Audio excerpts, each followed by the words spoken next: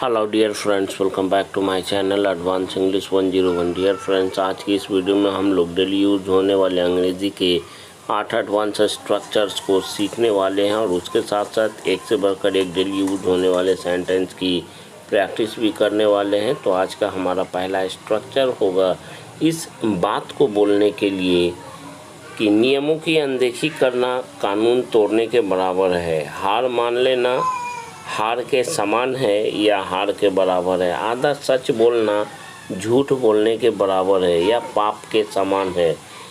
तो रूल की बात करें तो सबसे पहले जेरेंड यानी वर्ब में आईएनजी फॉर्म का यूज़ करते हुए ऑब्जेक्ट का यूज़ करेंगे। उसके बाद अमाउंट्स टू, उसके बाद कोई नाउन है तो नाउन का यूज़ करेंगे या कोई क्रिया है तो क्रिया में वर्ब की आईएनजी फॉर्म का यूज़ करेंगे। पहला सेंटेंस है नियमों की अनदेखी करना कानून तोड़ने के बराबर है या कानून तोड़ने के समान है। Ignoring the rules amounts to breaking the law. बढ़ते हैं अगले सेंटेंस की ओर। हार मान लेना हार के समान है।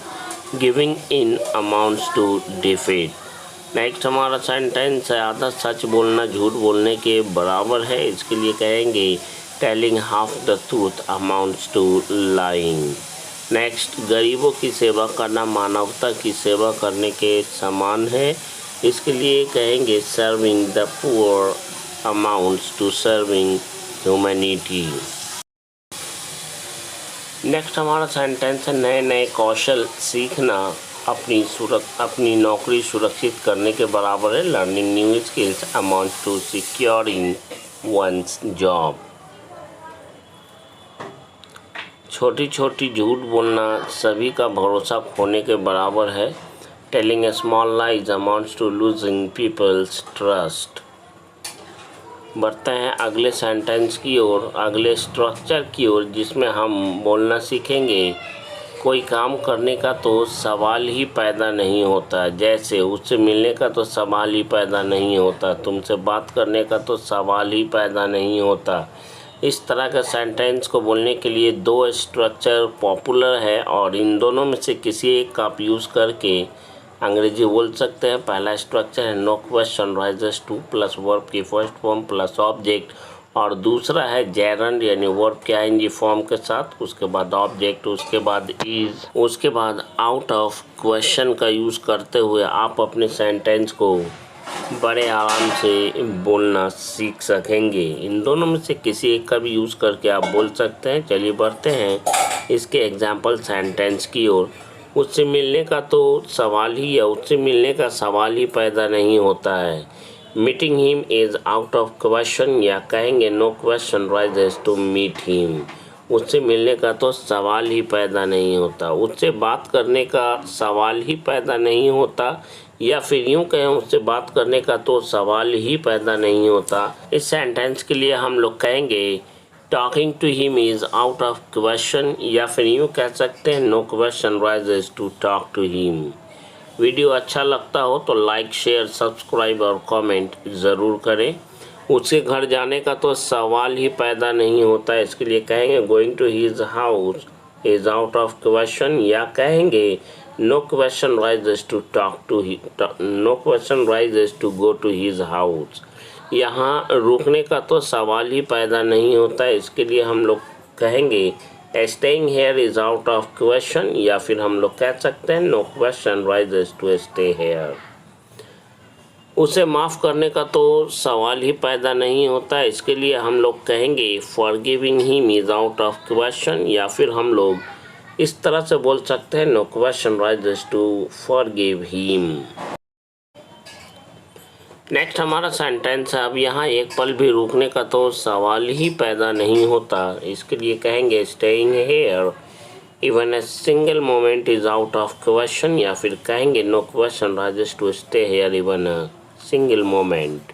बढ़ते हैं अगले स्ट्रक्चर की ओर, जिसमें हम बात करना सीखेंगे किसी के भेष में या किसी की शक्ल में से संबंधित सवालों को, बातों को बोलना सीखेंगे। जैसे आदमी की शक्ल में कुत्ता है तू, तो इस तरह के सेंटेंस को बोलने के लिए इन द गाइज ऑफ का यूज़ करते हुए नाउन का यूज़ करेंगे। सबसे पहले अपना कंप्लीट सेंटेंस बोलेंगे, उसके बाद इन द गाइज ऑफ, उसके बाद नाउन का यूज़ करेंगे।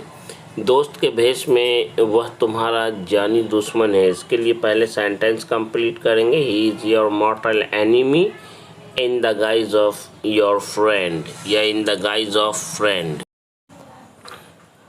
वह आदमी की शक्ल में कुत्ता है, यानी कि कुत्ते के समान है अपनी आदत से। He is a dog in the guise of a man.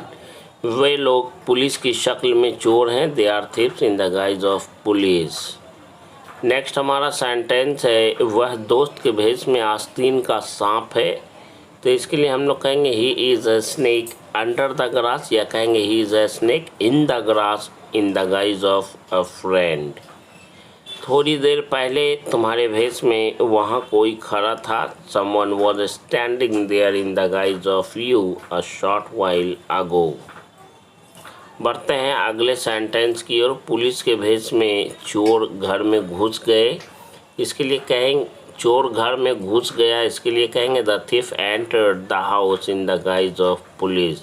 बढ़ते हैं अगले स्ट्रक्चर की ओर, जिसमें हम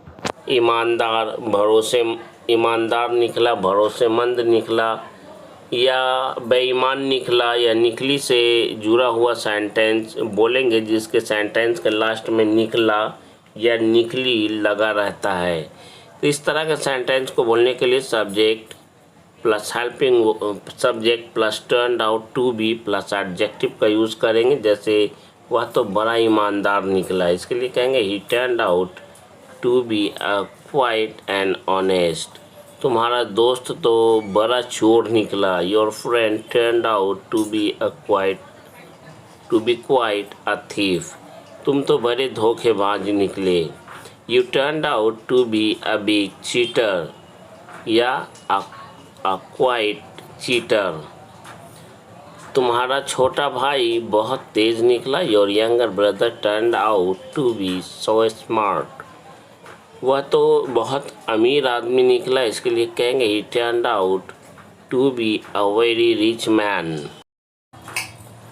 नेक्स्ट हमारा सेंटेंस है, वह तो बहुत ईमानदार आदमी निकला, इसके लिए कहेंगे he turned out to be a very honest man.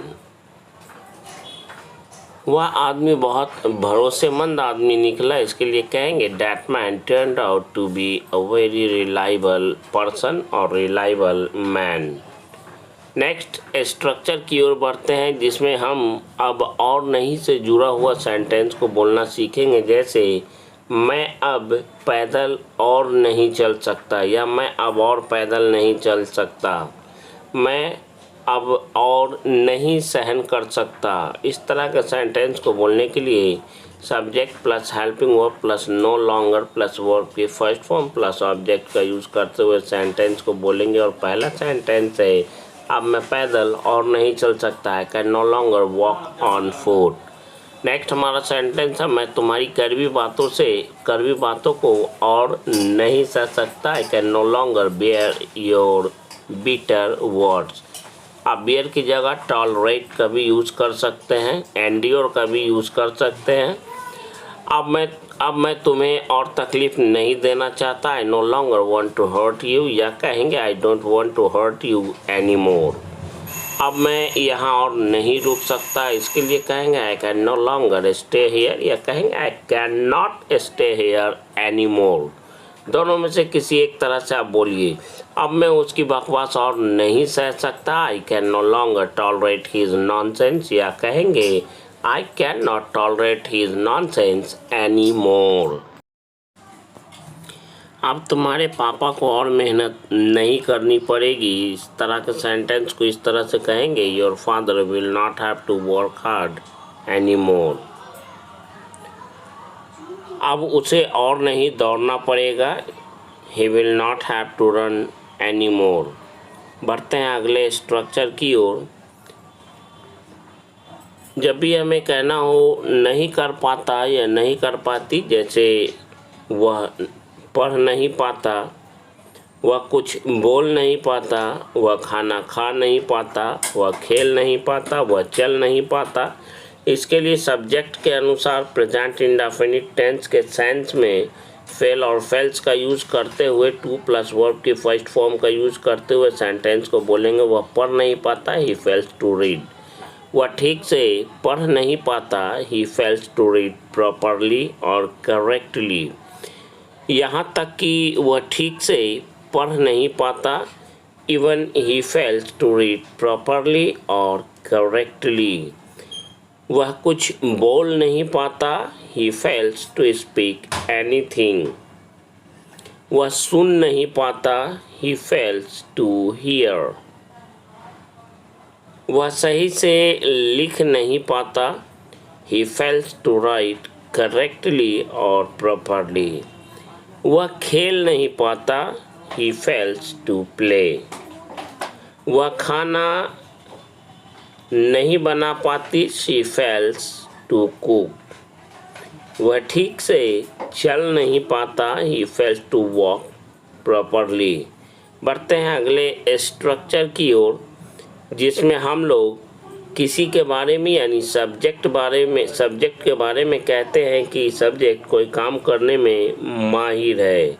इसके लिए हम लोग सबसे पहले सब्जेक्ट के अनुसार इज और एम का यूज़ करेंगे, उसके बाद एडेप्ट टू का यूज़ करेंगे, उसके बाद कोई नाउन है तो नाउन का यूज़ करेंगे, या कोई वर्ब आता है तो उसमें आईएनजी फॉर्म का यूज़ करते हुए सेंटेंस को बोलेंगे वो अंग्रेजी बोलने में माहिर है, he is adept to speaking English.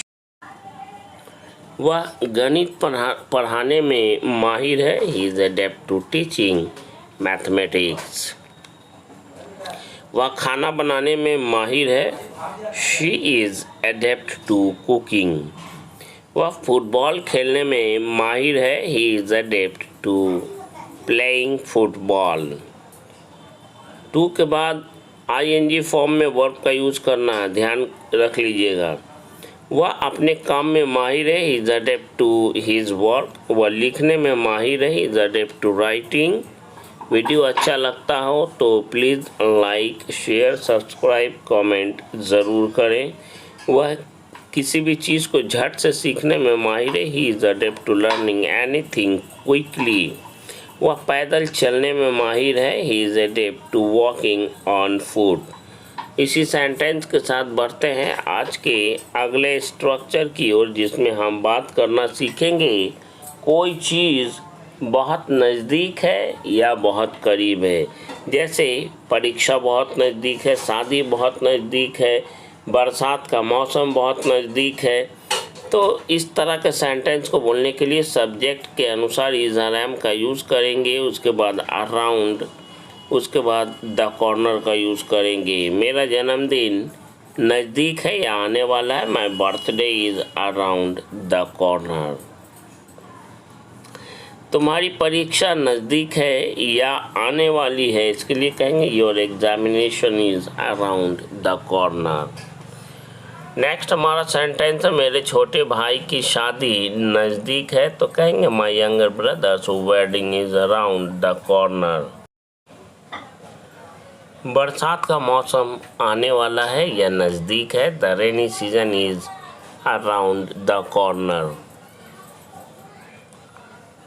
अंतिम इंटरव्यू नज़दीक है, इसके लिए कहेंगे the final interview is around the corner. इस सेंटेंस के साथ बढ़ते हैं अगले स्ट्रक्चर की ओर, जिसमें हम बोलना सीखेंगे कोई भी काम करते हुए कोई दूसरा काम करने की बात करते हैं। जैसे अगर बाज़ार जा रहे हो तो लगे हाथ सब्जी भी लेते आना, दूध भी लेते आना।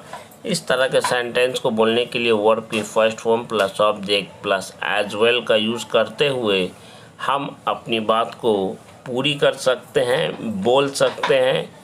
पहला हमारा सेंटेंस है लगे हाथ दूध भी लेते आना, इसके लिए कहेंगे ब्रिंग मिल्क एज वेल। लगे हाथ चाय भी बना लेना, इसके लिए कहेंगे make tea as well. Video अच्छा लगता हो तो प्लीज़ लाइक करें, शेयर करें, सब्सक्राइब करें और कमेंट ज़रूर करें।